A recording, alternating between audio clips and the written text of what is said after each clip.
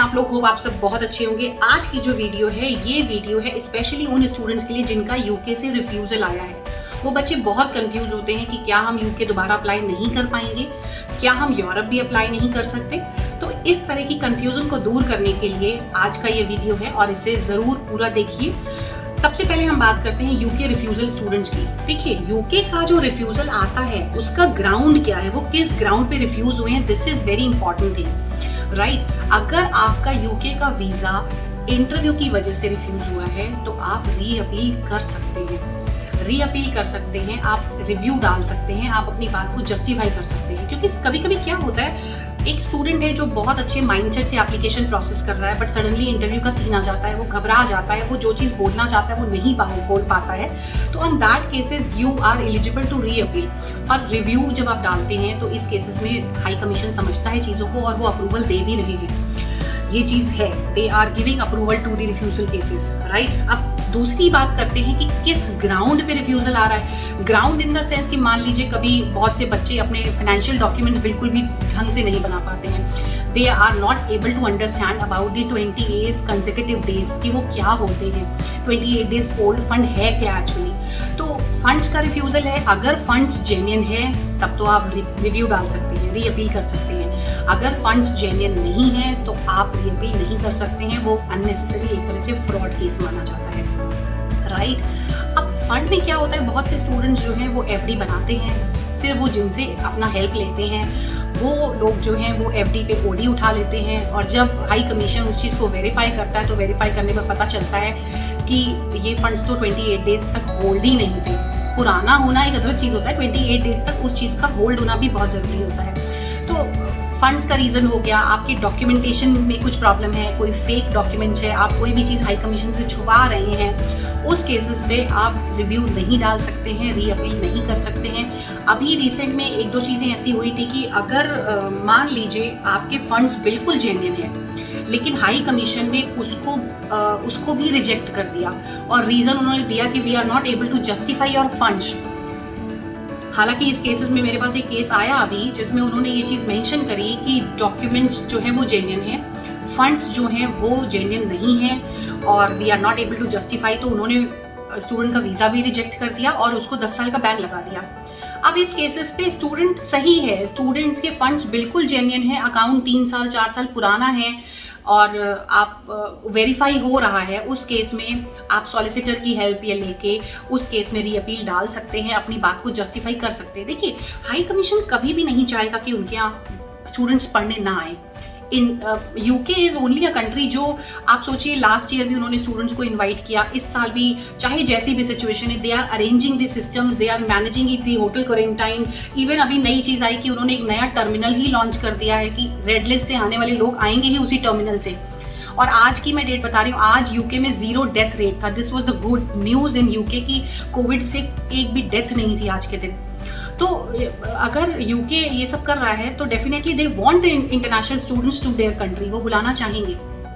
फर्क सिर्फ इतना है कि रिफ्यूजल किस ग्राउंड पे आ रहा है और आप उसको अगर जस्टिफाई कर सकते हैं तो बिल्कुल करिए। हाई कमीशन इस समय रिव्यू कर रहे हैं, हाई कमीशन इस समय वीज़ा भी दे रहे हैं, जिनके रिजेक्शन से उनको भी वीज़ा मिल रहा है। बस ध्यान ये रखना है कि किस ग्राउंड पे आपका वीज़ा रिजेक्ट हुआ है, राइट।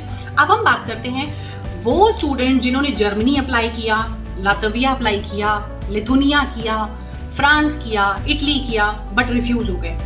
तो क्या वो यूके अप्लाई कर सकते हैं या नहीं? यस, देखिए, यूके अप्लाई कर सकते हैं अगर स्टूडेंट जेन्युइन है, अगर स्टूडेंट का कम्युनिकेशन ठीक ठाक है, क्योंकि ऐसे केसेस में हम ये मान के चलते हैं कि इंटरव्यू आ सकता है, राइट। क्योंकि यूरोप का वीज़ा रिजेक्शन का रीज़न नॉर्थ इंडिया स्टूडेंट्स के लिए सिर्फ इंटरव्यू होता है और कुछ नहीं होता है। आप डॉक्यूमेंट बहुत अच्छे प्रोड्यूस कर सकते हैं, आप एसओपी बहुत अच्छी बना लेंगे, आप फंड्स बहुत जेन्युइन दिखा देंगे, लेकिन एंड ऑफ द डे जब बच्चा पहुंचता है एम्बेसी या बच्चे का स्काइप इंटरव्यू होता है, वहाँ पर बच्चा जो है वो अटक जाता है। तो ऐसे स्टूडेंट जिनका यूरोप से रिफ्यूज़ल है वो यूके अप्लाई कर सकते हैं और यूके अप्लाई करके वो आगे यूके का वीज़ा ले सकते हैं। पर हाँ, इस पे इनको 2 चीज़ पे काम करना पड़ेगा, इनको अपना कहीं ना कहीं कम्युनिकेशन इंप्रूव करना पड़ेगा।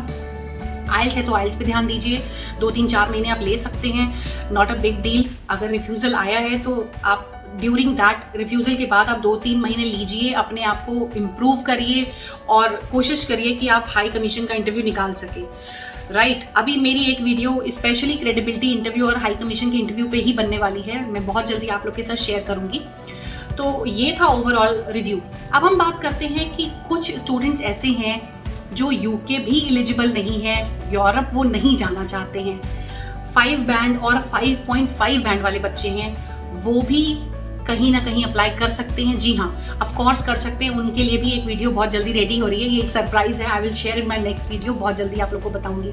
तो हालांकि आज बस इतना ही था आज की वीडियो में। मैंने आपको बताया यूके रिफ्यूजल्स अगर अच्छे ग्राउंड पे हैं, इंटरव्यू ग्राउंड पे हैं, या कोई चीज़ उनकी जेन्युइन है बट हाई कमीशन को वो चीज़ अवेयर नहीं है, तो वो रिव्यू डाल सकते हैं। अभी रिसेंट में एक केस में आपसे और डिस्कस करूंगी। एक स्टूडेंट का बैंक स्टेटमेंट बिल्कुल जेन्युइन था। उस स्टूडेंट जब वो फाइल सबमिट करने गया तो उसने पहला पेज लगाया, दूसरा पेज लगाना ही भूल गया। वो उस समय अपलोड नहीं होते थे डॉक्यूमेंट्स या ये सब चीज़ें अपलोड हम लोग नहीं करते थे। जनरली हम स्टूडेंट को फाइल देते थे और वो जाके सीधा जमा करके आता था।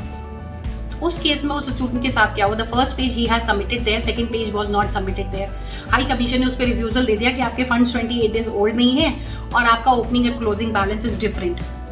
जब स्टूडेंट से पूछा गया तो ही सेड मैम मैं तो पूरे डॉक्यूमेंट्स दे के आया था। When we come to know the refusal letter, जब रिफ्यूजल लेटर में आया तो उन्होंने सारी चीज़ें जस्टिफाई कर दी कि ये रीजंस है। हमने उसका रीअपील डाला, उसका अप्रूवल भी आ गया, आज वो बच्चा यूके में बैठा हुआ है।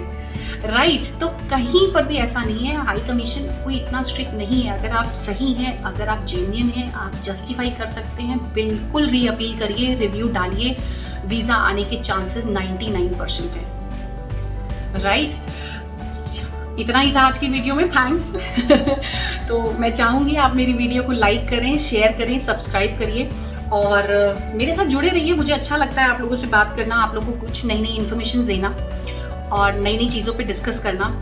और कमेंट ज़रूर करें क्योंकि आपके कमेंट मुझे कहीं ना कहीं मोटिवेट भी करते हैं और मुझे खुशी होती है कि yes, students are watching my videos and they want to ask. Right, तो थैंक यू। आज ही बस इतना ही था आज की वीडियो में, जल्द मिलेंगे नेक्स्ट वीडियो के साथ। Thank you so much.